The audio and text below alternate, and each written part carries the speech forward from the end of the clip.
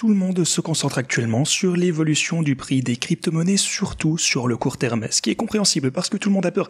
Le Bitcoin et les cryptos ont énormément chuté une fois encore depuis la semaine dernière. Et voilà, c'est pas quelque chose qui est très attrayant, on a juste du rouge partout, qu'on se le dise, on a beaucoup de pessimisme, mais pendant que les gens s'intéressent à l'évolution de prix au court terme, deux événements majeurs se sont en fait produits hier et promettent des perspectives absolument incroyables pour le futur. Alors aujourd'hui les gars, il faut que je vous explique ce que je prévois pour l'évolution du prix du Bitcoin ainsi que des crypto-monnaies, que ce soit pour le court, le moyen ainsi que le long terme. En plus de ça, il faut qu'on discute de mes stratégies de trading ainsi que de mes transactions en général.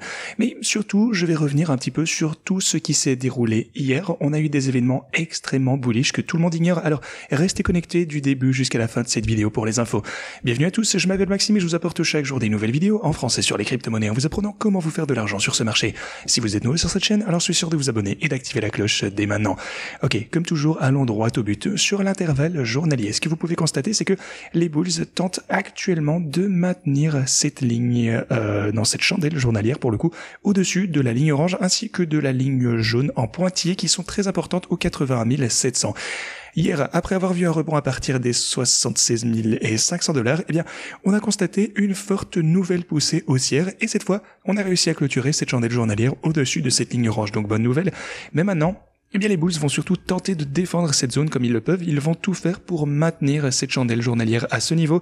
Mais vous pouvez voir qu'actuellement, on est en dessous. Évidemment, il reste énormément de temps sur cet intervalle journalier. Donc, on verra bien si on va parvenir à maintenir cette chandelle au-dessus de ce niveau orange, ce qui va être important. Alors, si vous prenez maintenant l'intervalle mensuel, pour le coup, un point positif, c'est que sur le mensuel, on n'a toujours pas clôturé cette fameuse chandelle sous la ligne orange vitale des 81 700 $. Ça, c'est un point essentiel à retenir pour le maintien de notre tendance. Oui, sur l'intervalle mensuel, alors pour le coup, sur l'hebdo, effectivement, on a clôturé cette chandelle en dessous de ce niveau. Sur le journalier, comme je viens de vous le montrer, c'est déjà fait. Maintenant, on essaye de rester au-dessus de ce point. Donc, on verra bien comment ça va pouvoir évoluer. Mais voilà, le prix au court terme est toujours très instable, qu'on se le dise, et ça dépend énormément de l'actualité malheureusement. Donc, en fonction des news, des communications, de ce que les politiques vont dire, on observe toujours d'énormes fluctuations. Donc, aujourd'hui, attendez-vous à tout de même de la volatilité pour les cryptos parce qu'on a énormément d'actualités qui vont sortir. On a par exemple l'IPC qui va être publié aujourd'hui. Ça, évidemment, ça va avoir un impact important sur notre volatilité, mais de toute façon, j'y reviendrai un petit peu plus tard dans cette vidéo. Alors, si vous prenez maintenant l'Ethereum, vous pouvez voir qu'il a connu une nouvelle chute importante au cours de ces quelques derniers jours. Pour le moment, on essaye tant bien que mal de rester au-dessus de ce point de consolidation, au-dessus de ma ligne orange ici des 1883 $. Alors, pour ce qui est de Solana, vous pouvez également constater une nouvelle chute importante au cours de ces quelques derniers jours. On essaye de consolider un petit peu, de rester au-dessus du niveau du 120. Pour Doge, on a atteint notre niveau de support au 14,5 cents. On observe pour le coup un rebond à partir de ce point. Alors si vous regardez Cardano, alors pour le coup Cardano ne s'est pas vraiment rapproché, enfin bon, il s'est tout de même approché de ceci, mais on n'a toujours pas atteint le niveau de support des 60 cents et on observe un rebond avant ceci au moins, donc ça pour le coup c'est un petit peu encourageant. Si jamais on revient aux 60 cents, alors je m'attends également à un support solide de la part de Cardano. Concernant maintenant le XRP, on a atteint notre support hier que vous connaissez à 1,95 $ et ceci nous permet maintenant également de rebondir à partir de cette ligne orange. Donc voilà, les altcoins, c'est vrai, semblent toujours un petit peu instables actuellement, mais Cardano et XRP ont l'air d'être les altcoins les plus forts jusqu'à présent. Et puis vous avez Bitcoin, on va voir si on peut potentiellement rester au-dessus de ce niveau des 81 700 $. Comme je vous l'ai dit, tout dépend vraiment de l'actualité ainsi que des facteurs macroéconomiques. D'ailleurs, si vous regardez les marchés traditionnels, le point positif, c'est qu'ils ont pu trouver au cours de ces 3 derniers jours un petit plancher de ce côté, ou au minimum, j'aurais envie de dire, un point de consolidation, un bottom local au minimum, au niveau de ma ligne orange, aux 5567 $. Donc gros niveau de support ici à surveiller, on va voir si ça va pouvoir se maintenir ou pas au cours des quelques prochains jours, ou comme juste ici, pour le coup on a bénéficié de ce support à plusieurs reprises, ensuite on a eu une grosse chandelle rouge en raison de la situation macroéconomique actuelle avec les droits de douane, Trump et tout le reste, vous connaissez l'histoire, donc voyons voir, on verra si l'histoire se répète ou si cette fois ça va pouvoir nous supporter.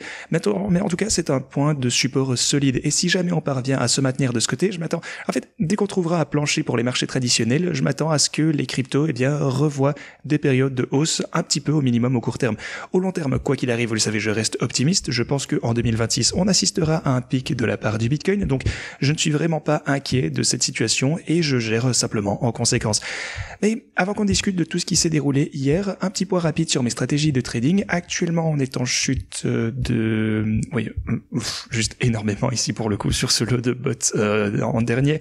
Ma position actuellement est plus ou moins, toujours 80% de long pour Bitcoin, Ethereum, Solana, Doge, ainsi que sur Cardano et XRP. Je suis toujours 100% long de ce côté. Je n'ai pas encore ajouté des stratégies de short, mais encore une fois pour les autres, genre Bitcoin, Ethereum, Solana et Doge, là je suis en short environ à 20% et 80% en position longue. Donc tout ceci bien sûr va changer avec la volatilité, mais il s'agit de mon ratio actuel à réévaluer bien sûr en fonction des mouvements. Si vous souhaitez en savoir plus, n'hésitez pas à regarder mes vidéos de tuto qui sont en description. Ici, vous avez la première vidéo ainsi que la deuxième qui explique en détail le fonctionnement de tout ce que j'entreprends ici sur la chaîne. Et bien sûr, si vous souhaitez utiliser mes stratégies de trading, on est à des prix actuellement bien plus bas qu'il y a quelques semaines. Alors si vous souhaitez utiliser ceci, inscrivez-vous sur Pionex avec ce lien, réclamez vos bonus de dépôt avec ce lien et vous aurez ensuite accès aux stratégies longues ici si vous pensez qu'on est toujours dans un bull market. Alors, bien sûr, ça pourrait être une meilleure occasion pour profiter de la baisse des prix qu'on a pu voir. Si vous pensez qu'on est dans un bear market, vous pouvez également shorter ces actifs en utilisant les liens que vous avez ici. Et si vous souhaitez utiliser ce lien pour un autre altcoin, cliquez de ce côté, ça vous ramènera juste ici et vous pourrez ensuite l'utiliser pour l'altcoin de votre choix. Alors pour le coup, je travaille toujours à l'ajout de bots de short pour chacun de ces altcoins, ça prend un petit peu de temps. Mais par contre, une chose que j'ai oublié de mentionner, c'est mon trade XRP. Pour le coup, mon trade est toujours ouvert de ce côté et il a effectivement atteint, attendez, laissez-moi voir ici, si je prends mon trade XRP, on a atteint un nouvel ordre d'achat de ce côté. Donc ça a rempli encore 20% de cette position à 1,89$. Alors, pour le coup, je vais prendre mon profit sur toute cette position ici si jamais on atteint ce niveau de résistance qui est juste ici au 2,30$. Alors je placerai peut-être ceci à 2,35$, quelque chose comme ceci. Le prochain niveau pour prendre un profit, ce sera à 50% à 2$. Qu'est-ce que j'ai dit ici? 2,65$. Ici, c'est à ce moment que je prendrai mon profit. Si on atteint ce niveau juste en dessous, ah non, attendez, en fait, c'était carrément 2,34$ ici. Ok, donc voilà, on prendra notre profit à ce stade. Donc bien sûr, je vous tiendrai au courant au sujet de ma transaction XRP également. Mais voilà, c'est toujours ouvert de ce côté sur Bluefin.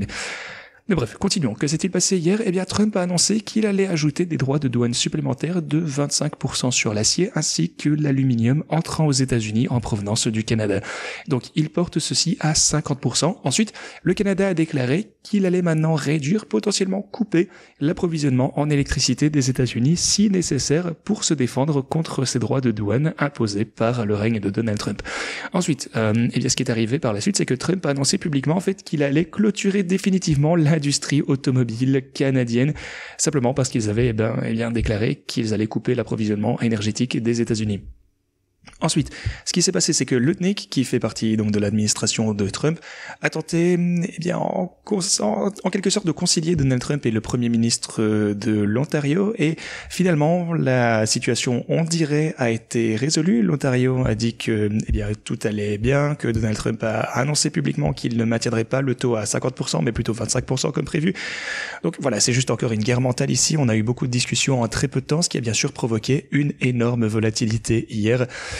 Donc voilà, c'est juste encore une fois le terrain de jeu sur lequel on doit se débrouiller actuellement. Alors concernant pour le coup le marché boursier, Donald Trump a déclaré que les stocks traversaient une période de transition, ce qui signifie que on va connaître une certaine volatilité, potentiellement des difficultés au court terme avant de pouvoir voir les marchés repartir à la hausse. Ensuite, ce qu'il a déclaré, c'est que on connaîtrait les meilleurs marchés qu'on ait jamais eu. Et ceci, pour le coup, a reprovoqué un peu d'optimisme pour les cryptos, du moins sur les marchés traditionnels, pas tellement, mais bon, peut-être un tout petit peu, évidemment, c'est normal que ça bouge moins. Mais voilà, c'est ça qui s'est passé hier. Tout s'est produit en l'espace d'une journée. Mais aujourd'hui, ce qu'il faut surtout surveiller, c'est l'inflation de l'IPC qui va être publiée au cours de cette journée. Alors, le marché s'attend à ce que l'inflation de l'IPC baisse de 3 points. Donc de 3% en janvier, on avait 2,9 ici. Alors pour le coup, l'inflation sous-jacente devrait également baisser de 3,3 à 3,2, ça c'est ce qui est attendu. Bien sûr, si l'inflation est plus élevée, le marché va probablement rechuter. Si l'inflation est plus faible, le marché va probablement remonter. Donc évidemment, on va avoir une forte volatilité aujourd'hui. Alors, préparez-vous à tout ceci. Mais au milieu de tout ce drama, 2 événements extrêmement importants se sont produits hier. Premièrement, Cynthia Lummis, que vous connaissez sûrement ici, la sénatrice, a présenté ou en quelque sorte réintroduit le Bitcoin Act. Alors de quoi s'agit-il ? Eh bien, il s'agit de la réserve stratégique de Bitcoin qui prévoit donc l'achat de 200 000 Bitcoins par an pendant 5 ans, donc 1 million de bitcoins à acheter de la part des États-Unis. Alors, ces bitcoins devraient être conservés pendant au moins 20 ans, et il parle un petit peu de la façon dont ils vont financer tout ceci. Et oui, en fait, le principal à retenir, c'est que ça ne va probablement pas être de l'accumulation vraiment agressive. Ce projet ne sera peut-être pas adopté comme prévu. Ça, c'est juste trop agressif. 200 000 bitcoins par an, c'est juste beaucoup trop. Mais c'est déjà un bon point de départ qui donne une idée de leur direction. Même si les montants augmentent ou diminuent, la tendance restera très haussière.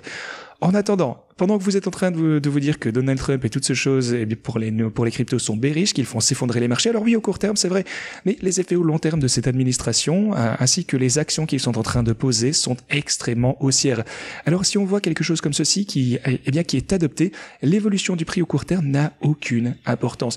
De plus, ce qui s'est passé hier, encore une fois, un autre truc important, il y a eu un vote aux États-Unis concernant l'annulation de la règle sur les courtiers sur la DeFi.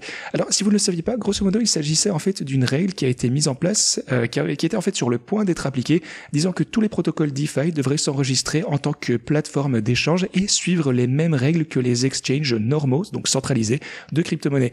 Ce qui est totalement absurde, bien entendu. La DeFi, c'est juste le principe d'être le contraire des exchanges centralisés. Ça ne peut pas bénéficier de la même réglementation. Il n'existe aucun moyen de les faire respecter. Donc c'est une bonne chose. Ils vont se débarrasser de ceci immédiatement, ce qui est extrêmement bullish pour la DeFi aux États-Unis et donc bien sûr pour le monde entier vu que c'est un leader de l'économie. Voilà, c'est une nouvelle absolument incroyable. Ce sont 2 événements super bullish qui se sont produits hier et qui visiblement n'ont pas été vraiment interprétés par les marchés. Les gens sont beaucoup trop attentifs au court terme, c'est compréhensible. Comme je vous le disais, tout le monde est vraiment traumatisé par l'action de prix récente. Mais si vous prenez du recul, eh bien vous constatez qu'on a de nombreux éléments bullish qui peuvent vous donner de la foi pour le long terme. Maintenant, je maintiens mes positions, je pense qu'elles seront très rentables à l'avenir, quoi qu'il arrive. Les gars, ceci dit, c'est tout ce que je vais pour vous aujourd'hui. Merci beaucoup d'avoir regardé cette vidéo et moi je vous dis à la prochaine.